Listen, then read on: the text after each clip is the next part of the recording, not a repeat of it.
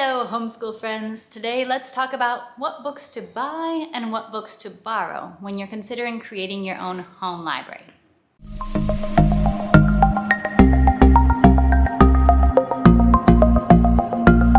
Hi, I am Rachel. I am a second-generation homeschooler, and I love to use books as a resource within my homeschool.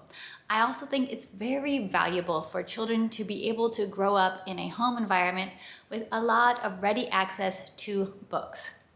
However, I do know that it's important for us to be intentional to consider what are the books we're actually going to own and the books that our children are going to grow up with, the books that will be companions for our kids as they grow up, because these books will make an impact.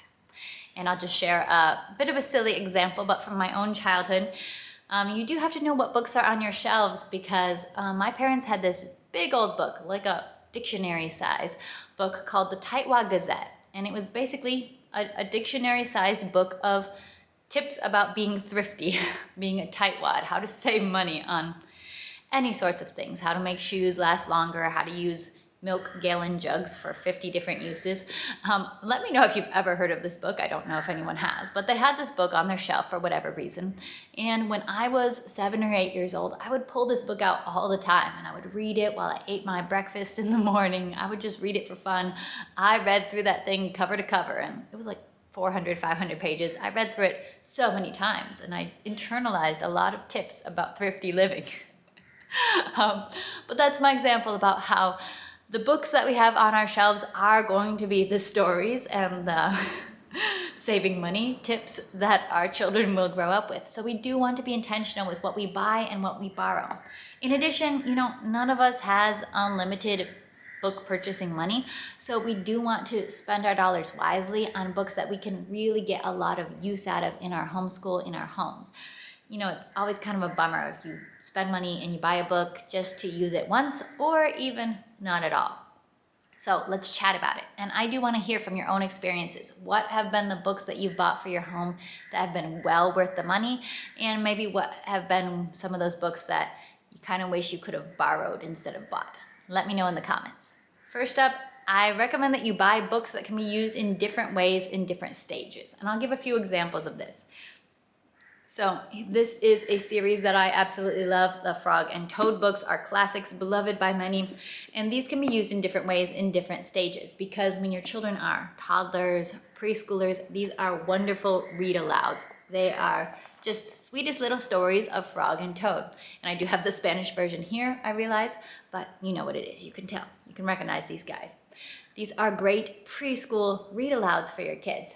Then, when your children are beginner readers, when they've gotten through basic phonics, because you do have to have your basic phonics underway first, and when your kids can read pages like that, then they can be early independent readers or early read-aloud readers that your child is reading to you, because these are designed to be for beginner readers. Once they have all their basic phonics and basic phonograms learned, they can start reading Frog and Toad. So that's an example of a book that can be used in 2 different ways, in 2 different seasons. Elephant and Piggy is quite similar. These are great preschool, kindergarten read-alouds, but they also make great readers that beginner readers can read to build fluency and confidence, and they're enjoyable in both instances. That can be the same with chapter book read-alouds as well. Some books might make fantastic chapter book read-alouds in the early years when you start reading chapter books to your children, and then a couple years later your kids can start reading those books independently during their own reading time, and can even start diving deeper into those chapter books and doing some writing assignments based on those books, or comprehension assignments, whatever you want to do, narration practice. But you can have some of the same books used in multiple different ways during different stages. Second category of books that I recommend buying are books that you really love to read aloud. So this is going to be very individual based to you. We have different preferences, right? One series that this has been for me is the Over and Under series by Kate Mesner. I just love these books. These books speak to me. I'm not even the biggest animal person, and there's a lot of animals in these books, and they're kind of animal nature science books, but they are just so beautifully illustrated, and reading them aloud is fun because they're really written in a very lyrical way. There's a lot of sounds, there's a lot of alliteration. They're not super text heavy and dense, so they're fun. This is the newest book in the series. And I literally just bought this because I know how much I love the entire rest of the series, how many times we've read them. I've well gotten my money's worth based on how many times we read these books. So I got the rest of the series because I enjoyed reading them aloud. And we do tend to read aloud more from the books that we enjoy reading and that we enjoy using. Next type of book I recommend you buy is books that your kids distinctly connect with. And again, that's going to vary based on your individual children. So I'll show you a series that has kind of surprised me as being a mega hit in our homeschool, has been math picture book read alouds in general, or the Math Start series in particular, which I bought a couple of these at first because they were very inexpensive on Book Outlet. I did not realize how many times I was going to end up reading these little math picture book stories, but they really connected with my son, who loves books and he loves math, so it does make sense in retrospect, but I didn't quite expect how much of a hit these books would be, how many times I would read and reread them. They have been well worth the money, and I plan to continue to use them. He's like, the math in this level of books is very easy for him now, but he still loves to hear them, and I will continue to read them with my younger sons as well. So that's an example. When you find a book or a series, an author that just makes your child's heart sing, and they really connect with it, or that topic, that type of book, those kind of books are very worth investing in. See what your child connects with and get them those types of books on the topics that they love, the style that they love. Some kids really appreciate nonfiction reference books, or some kids have a certain particular favorite author or series. Get those books that your kids connect with because you know you're going to get your money's worth.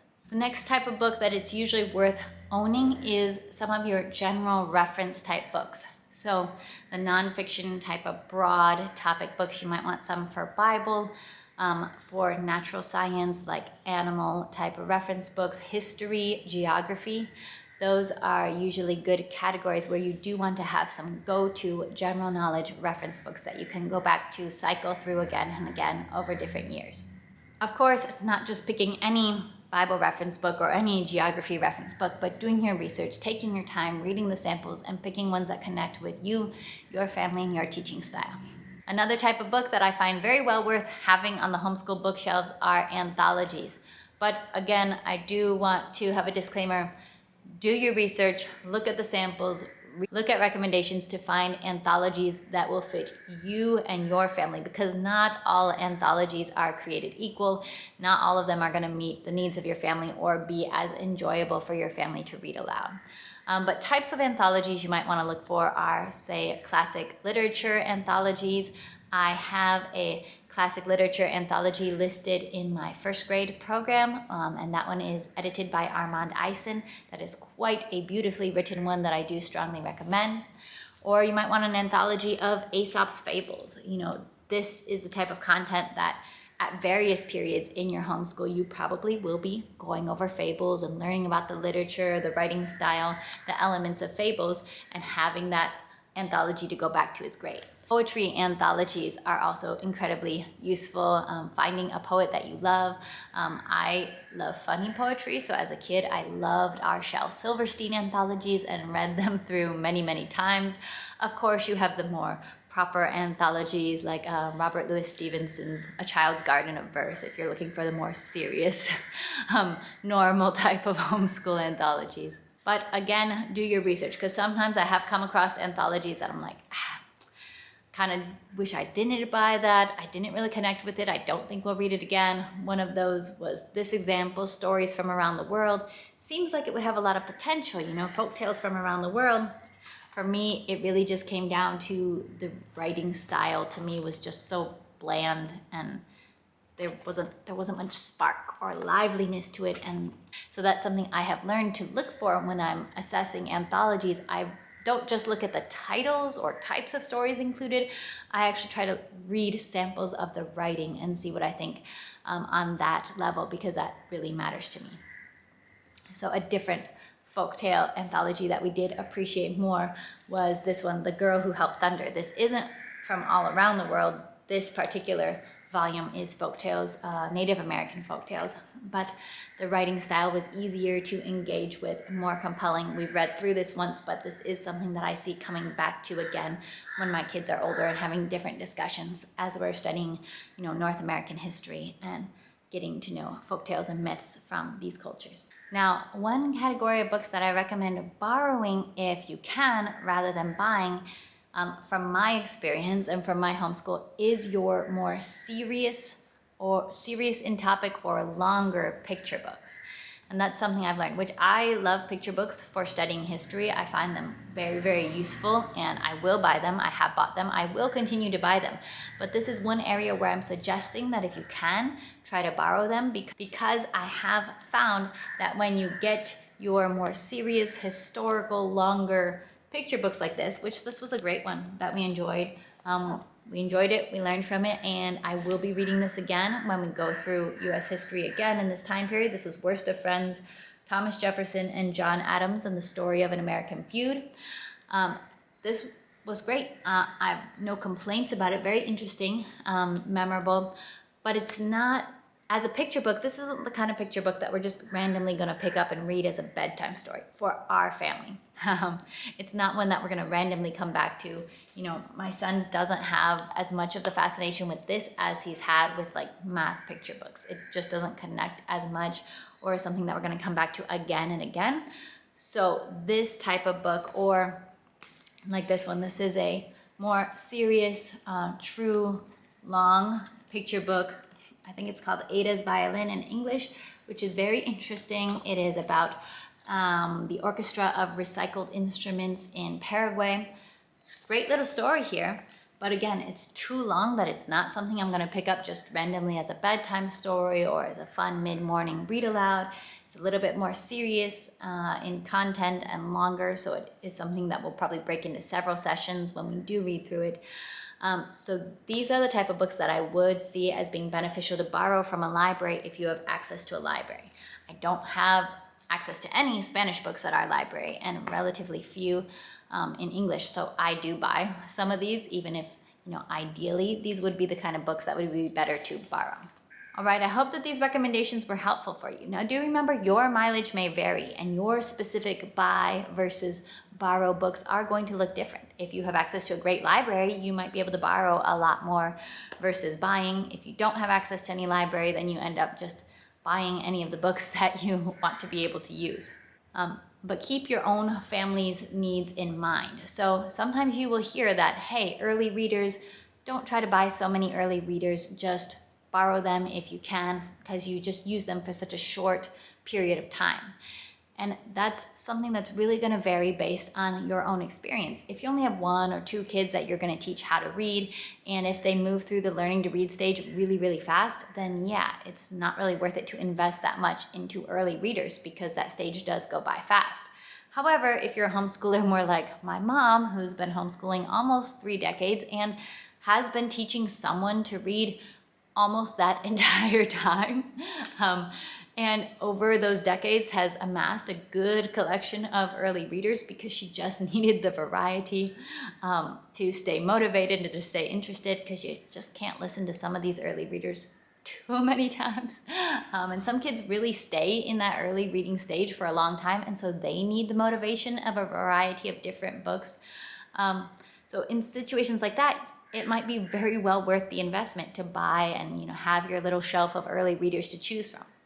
While for other families, they may not need that nearly as much when kids just jump past the early reading stage very quickly. That's an example of what to keep in mind when you're considering which books to buy and to borrow. Think very carefully about your long-term homeschooling situation. What are the type of books that you foresee using and reusing again and again? And what are the types of books and the types of stories that you want your children to be growing up with, seeing on the shelves, pulling off again and again throughout their childhoods? All right, I want to hear down in the comments below, what are some of your favorite and most used books in your homeschool library? I'm always open to great book suggestions. See you later. Bye.